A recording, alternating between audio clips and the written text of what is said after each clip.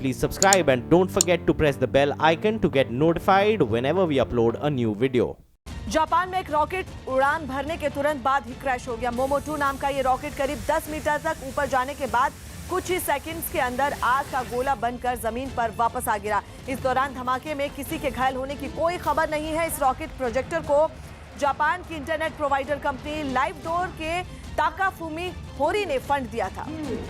11、12、13、14、15、16、17、8、9。उत्तर प्रदेश के बरेली कॉलेज के कुछ टीचर समाजवादी पार्टी के छात्र संगठन के नेताओं को भगवा रंग का बैग देकर कुछ समझाने लगे।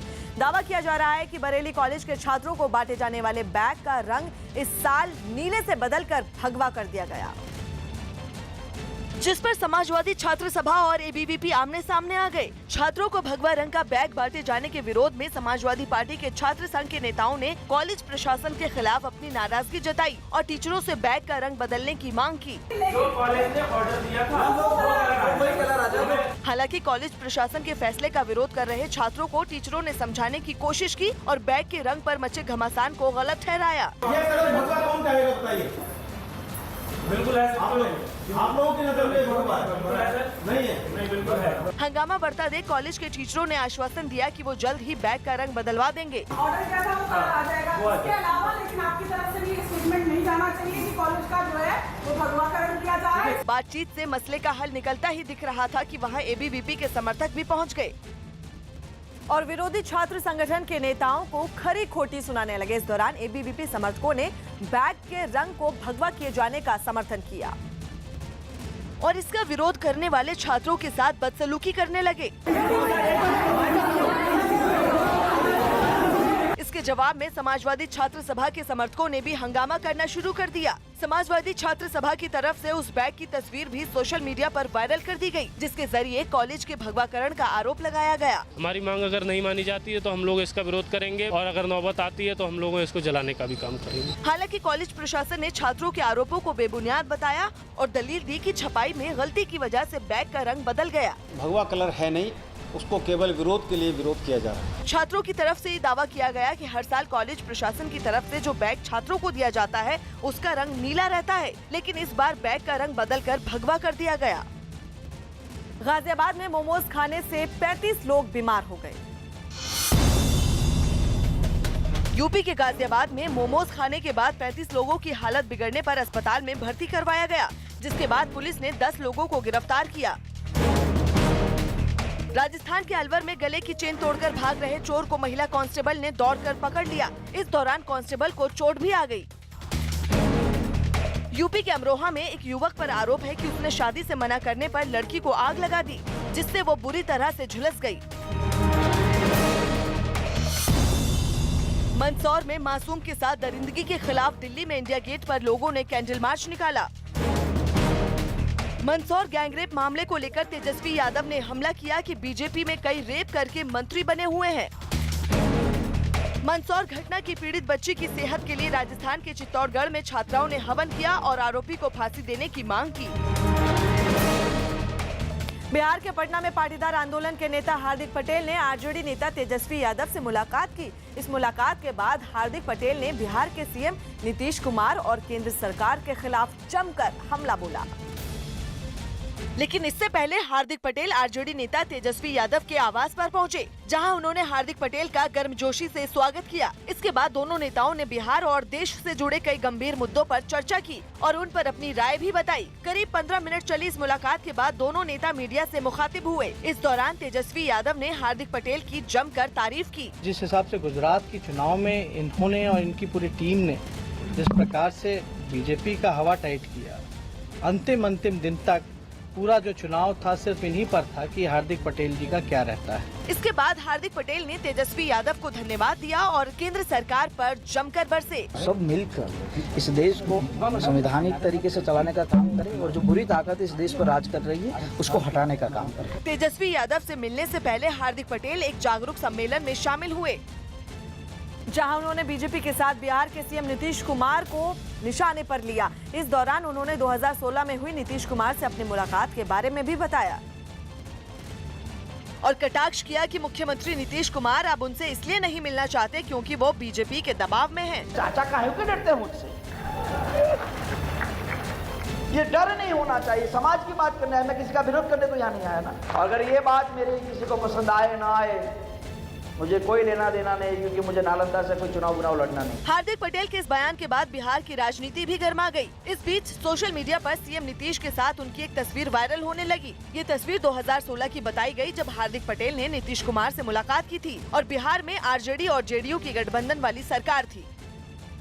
जम्मू में एसडीआरएफ के जवान तवी नदी के तेज बहाव में फंसे लोगों को बाहर निकालने लगे। बताया जा रहा है कि अचानक आई बाढ़ की वजह से 6 मछुआरे नदी के बीच फंस गए, जिसकी जानकारी मिलते ही सिविल डिफेंस और एसडीआरएफ की टीम मौके पर पहुंची और नदी में फंसे लोगों को सुरक्षित बाहर निकालने में जुट गई। पहले सिविल डिफेंस के गोताखोर नदी में फंसे लोगों को एक सुरक्षित जगह पर लेकर पहुंचे। उसके बाद रस्सी और ट्यूब की मदद से सभी लोगों को नदी से सुरक्षित बाहर निकाल लिया गया। 6 लोगों को उन्होंने वहां से रेस्क्यू किया, बिल्कुल सेफ तरीके से उनको निकाल लिया। राहत और बचाव कार्य के दौरान एक बार तो एसडीआरएफ की कश्ती भी तवी नदी के तेज बहाव में फंस गई, लेकिन गनीमत रही कि बाद में सभी लोग सुरक्षित बच गए। कर्नाटक के कलबुर्गी में सांडों की दौड़ के बीच एक सांड ने एक आदमी को हवा में उछालकर जमीन पर पटक दिया। सांडों की ये दौड़ वहां चल रहे पारंपरिक त्योहार के दौरान आयोजित की गई थी, जिसमें शामिल एक सांड बेकाबू हो गया और उसने अपने सामने आए एक आदमी को सींग पर उठा लिया और हवा में घुमाते हुए उसे जमीन पर पटक दिया। इस दौरान एक आदमी ने सांड को काबू में करने की कोशिश की, लेकिन सांड ने उसे भी तेज टक्कर मारकर जमीन पर गिरा दिया।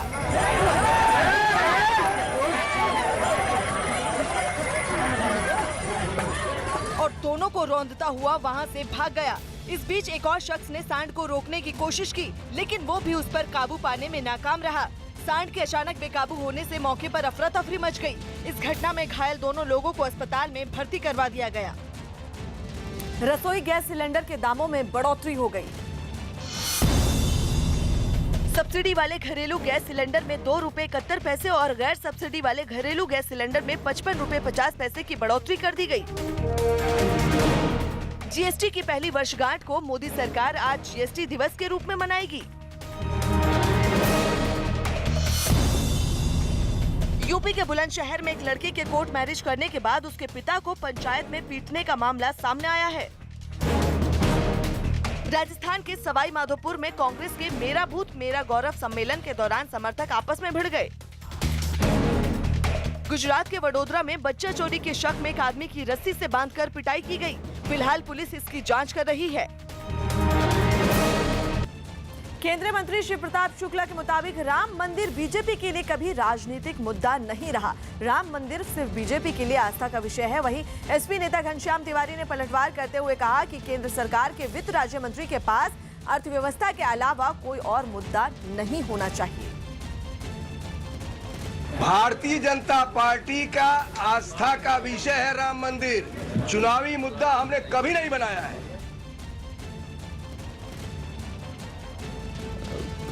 फाइनेंस डिपार्टमेंट में है।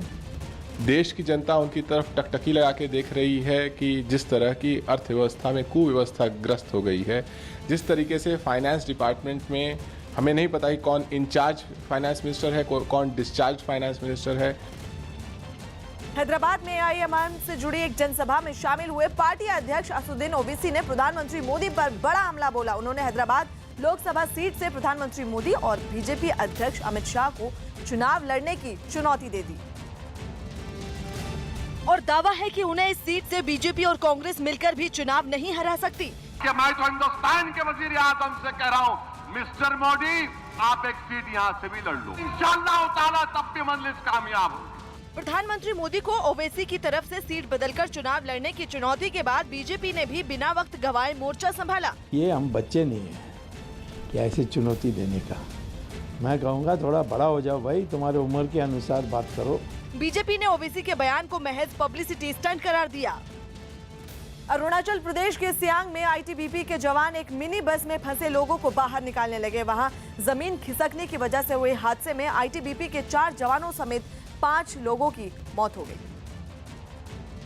जिसके बाद वहां राहत और बचाव का काम शुरू किया गया। हादसे के बाद एक महिला भी नीचे की तरफ पत्थरों में फंसी दिखाई दी, जिसे एक रस्सी की मदद से आईटीबीपी के जवान निकालते दिखे। गांठ लगा ले यहाँ, नीचे लगा के यहाँ बांध ले। बताया जा रहा है कि वहां लगातार हो रही बारिश की वजह से जमीन खिसक गई और आईटीबीपी के जवानों को ले जा रही बस के ऊपर एक बड़ा पत्थर गिर गया। केंद्रीय गृह राज्य मंत्री किरण रिजिजू ने घटना पर दुख जताते हुए ट्वीट किया, मैं अरुणाचल प्रदेश में हादसे का शिकार हुए आईटीबीपी के 4 जवानों की मौत पर गहरा दुख व्यक्त करता हूं, जो आईटीबीपी के 39वीं बटालियन के थे। यह हादसा तब हुआ जब उनकी बस पर बड़ा पत्थर गिर गया। हादसे के समय बस में 20 लोग सवार थे। सभी घायलों को पास के अस्पताल में भर्ती करवाया गया।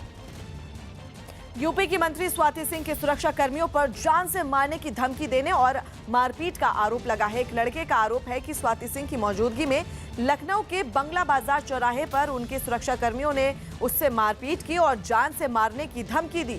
लड़के ने लखनऊ के आशियाना थाने में शिकायत दर्ज करवा दी है, जिसके बाद पुलिस मामले की जांच कर रही है। स्वाति सिंह जी के जो सुरक्षा व्यवस्था में लगे हुए गनर्स हैं, उनके खिलाफ एक एप्लीकेशन थाना आशियाना में आई है। इस संबंध में जांच की जा रही है। मध्य प्रदेश में उज्जैन के महाकाल मंदिर में कतार में बैठे पुजारी मंत्रों का जाप करने लगे। मंदसौर रेप पीड़ित की सलामती के लिए उज्जैन ही नहीं देश के कई और हिस्सों में विशेष पूजा की गई और इस दौरान महाकाल मंदिर के पुजारियों ने पीड़ित के जल्द ठीक होने के लिए महामृत्युंजय मंत्र का पहले जाप किया और फिर ज्योतिर्लिंग का जलाभिषेक किया गया। विशेष पूजा में मंत्री में दर्शन के लिए श्रद्धालुओं ने भी हिस्सा लिया। सारा प्रदेश उसके लिए दुआ कर रहा है। तो महाकालेश्वर मंदिर के पुजारी लोग भी हैं, उन्होंने भी भगवान महाकालेश्वर का जलाभिषेक किया है। इसके अलावा राजस्थान के चित्तौड़गढ़ में कन्या महाविद्यालय की छात्राओं ने मंदसौर रेप पीड़ित की सलामती के लिए हवन किया। हार्दिक पटेल ने तेजस्वी यादव से मुलाकात की। पटना दौरे पर पहुंचे पाटीदार नेता हार्दिक निकाला जाए और पोस्टमार्टम उनका कराया जाए, लेकिन पुलिस दोनों एंगल से इस मामले की फरार तफ्तीश कर रही है, कत्ल और आत्महत्या दोनों एंगल से। जी बहुत बहुत शुक्रिया आनंद आपका। नॉर्थ दिल्ली के बुराड़ी थाना एरिया के संत नगर की ये गली है। इस गली में इस घर के अंदर 11 शव मिले हैं, जिसमें 7 महिलाओं के शव है तो 4 मेल शव है। क्या है इसकी वजह वो जांच का विषय है। जो शव है वो पहली मंजिल पर जो जाल बना हुआ है उससे फांसी के फंदे पर लटके हुए मिले हैं, जिनमें से बता दें कि 4 शव की आंखों पर पट्टी भी बंधी हुई है। प्राथमिक तौर पर ये मामला है ये सुसाइड का नजर आ रहा है, लेकिन बुराड़ी थाना पुलिस पूरे मामले की जांच में जुटी है। और बेहद ही चौंकाने वाला ये मामला सामने आया है, जहां पर एक ही परिवार के 11 लोगों का शव लटका हुआ मिला है और दहशत पैदा करता है ये पूरे इलाके में पूरा मामला, क्योंकि ऐसा मामला पहली बार सामने आया है जहां पर एक ही परिवार के 11 शव लटके हुए मिले हैं और जिनके मुंह पर और आंखों पर पट्टी बांधी गई है। ये सारे जो चीज़ें सामने निकल कर आ रही हैं ये सवाल पैदा कर रही हैं कि ये मौत थी या फिर इन लोगों ने सुसाइड किया या फिर इनकी हत्या की गई, और दिल्ली पुलिस इसकी जांच कर रही है। 11 शव एक ही परिवार के मिले हैं और जिसमें 7 महिलाएं और 4 पुरुष हैं। और जो हैरान करने की वाली बात है कि इसमें पूरे मामले में एक बुजुर्ग महिला है, उनका शव मिला है और बच्चे हैं, उनका भी शव मिला है। तो कहा जाए कि पूरा परिवार एक तरह से मौत की नींद सो चुका है। और अब बड़ी बात यह है कि आखिर इस पूरे घटना के पीछे क्या वजह निकल कर आएगी, ये बड़ी बात सामने आने की। और न्यूज़ 18 इंडिया की खबर इस नज़र पर बनी हुई है